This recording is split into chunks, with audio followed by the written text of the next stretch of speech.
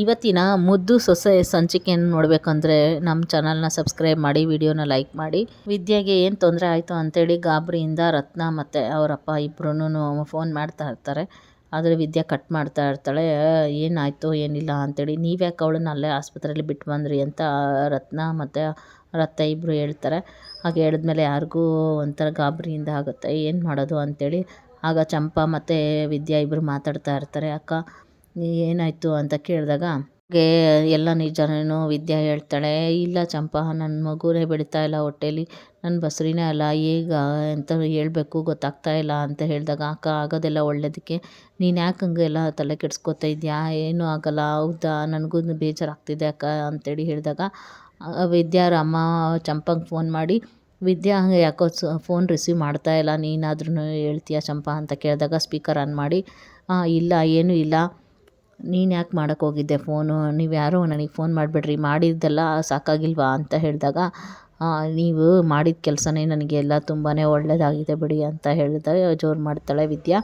ಆಗ ನನಗೂ ಸಮಾಧಾನ ಆಗಲಿಲ್ಲ ಚಂಪಾ, ಅದಕ್ಕೋಸ್ಕರ ಫೋನ್ ಮಾಡಿದೆ ಅಂದಾಗ, ಈಗ ಸಮಾಧಾನ ಆಯಿತಾ, ಈಗ ಒಬ್ಬರಿಗೆ ಸುಳ್ಳು ಹೇಳಿ ಎಷ್ಟು ಅನ್ಯಾಯ ಮಾಡಿ ಮುಚ್ಚಿಟ್ಟಿದ್ದು ಅದೆಲ್ಲ ಗೊತ್ತಾಗಲಿಲ್ವಾ ನಿಮಗೆ ಅಂತ ಹೇಳಿದಾಗ, ಚಂಪಾ ಖುಷಿಯಿಂದ, ಅಕ್ಕ ನಾನು ನಿನಗೆ ಅಂತ ಕೇಸರಿಬಾತ್ ಮಾಡ್ಕೊಂಬಂದಿದ್ದೆ, ನೀನು ನೋಡಿದ್ರೆ ಈ ಥರ ಅಂತ ಹೇಳ್ತಿದ್ಯಲ್ಲ ಅಕ್ಕ, ನನಗೂ ತುಂಬ ಬೇಜಾರಾಗ್ತಾ ಇದೆ.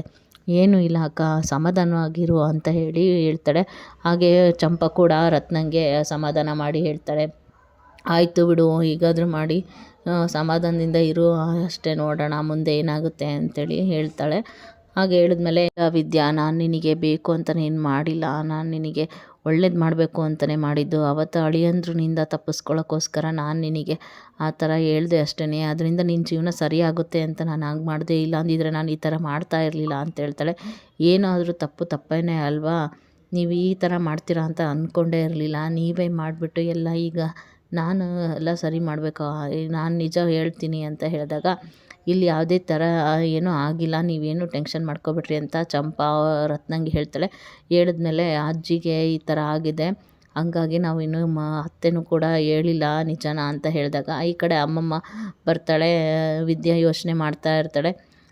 ಏನು ಯೋಚನೆ ಮಾಡ್ತಿದ್ಯಾ ವಿದ್ಯಾ ಅಂತ ಕೇಳಿದಾಗ, ಏನಿಲ್ಲ ಅಮ್ಮಮ್ಮ ಅಂತ ಹೇಳಿ, ಅಮ್ಮಮ್ಮ ನಾನು ನಿನಗೊಂದು ಖುಷಿಯಾಗಿರೋಂಥ ವಿಷಯ ಹೇಳ್ತೀನಿ, ಭದ್ರಾ ನಿನ್ನ ಬಗ್ಗೆ ಎಲ್ಲ ಕೇಳ್ದೆ, ಮಗು ಹೆಂಗಿದೆ ಏನು ಅಂತ ಎಲ್ಲ ವಿಚಾರಿಸ್ದೆ ಗೊತ್ತಾ ಅಂತ ಹೇಳಿದಾಗ, ನನಗೂ ಅದೇ ಆಶ್ಚರ್ಯ ಆಯಿತು, ನೋಡು ಅವನಿಗೆ ಅವ್ರ ಅಮ್ಮನೇ ಹುಟ್ಟು ಬರ್ತಾಳೆ ಅಂತೇಳಿ ಅವರಪ್ಪ ಹೇಳಿಬಿಟ್ಟಿದ್ದಾನೆ, ಹಂಗಾಗಿ ಅವನಿಗೆ ಹೆಣ್ಮಗುನೇ ಬೇಕು ಅಂತ ಹೇಳಿ ಹೇಳ್ತಾ ಇದ್ದಾನೆ, ದೇವ್ರಿಗೆ ಬೇಡ್ಕೊ ನೀನು, ಹೆಣ್ಮಗು ಆಗೋದ್ರಿಂದ ಆ ದೇವರು ಅದರಿಂದನಾದರೂ ನೀವಿಬ್ಬರು ಒಳ್ಳೇದಾಗುತ್ತೆ, ಸರಿಯಾಗ್ತೀರಾ ಅಂತ. ಅಮ್ಮಮ್ಮ ಹೋದ್ಮೇಲೆ ಚಂಪಾ ಮತ್ತು ವಿದ್ಯಾ ಕೂತ್ಕೊಂಡು ಮಾತಾಡ್ತಾ ಇರ್ತಾರೆ. ರಾತ್ರಿ ಎಲ್ಲರೂ ಹೊರಗಡೆ ಇದ್ದೀವಿ ಅಂತೇಳಿ ಮಾತಾಡಿ, ಅಕ್ಕ ನಾವಿಲ್ಲಿ ಮಾತಾಡೋದು ಸರಿಯಲ್ಲ ಅಂತೇಳಿ, ಏನಿಲ್ಲ ಚಂಪಾ, ನನಗಂತೂ ತುಂಬಾ ದಿಗ್ಲಾಗಿಬಿಟ್ಟಿದೆ, ಏನು ಮಾಡಬೇಕು ಅಂತ ಗೊತ್ತಾಗ್ತಾ ಇಲ್ಲ, ನಾನು ನಿಜನೇ ಹೇಳ್ಬಿಡೋಣ ಅಂತ ಇದ್ದೀನಿ, ನನಗೆ ಇದರಿಂದ ತಡ್ಕೊಳೋಕ್ಕೆ ಆಗ್ತಾಯಿಲ್ಲ, ಜಾಸ್ತಿ ದಿನ ಇದು ವಿಷಯ ಮುಚ್ಚಿಟ್ಟಷ್ಟು ತೊಂದರೆನೇ ಅಂತೇಳಿ ಅನ್ನಿಸ್ತಾ ಇದೆ, ಇದರಿಂದ ಭದ್ರೇಗೌಡರಿಗೂ ಕೂಡ ತೊಂದರೆ ಆಗುತ್ತೆ, ನನಗೆ ಲಾಸ್ಟಿಗೆ ಏನಂತಾರೆ ಹೇಳು,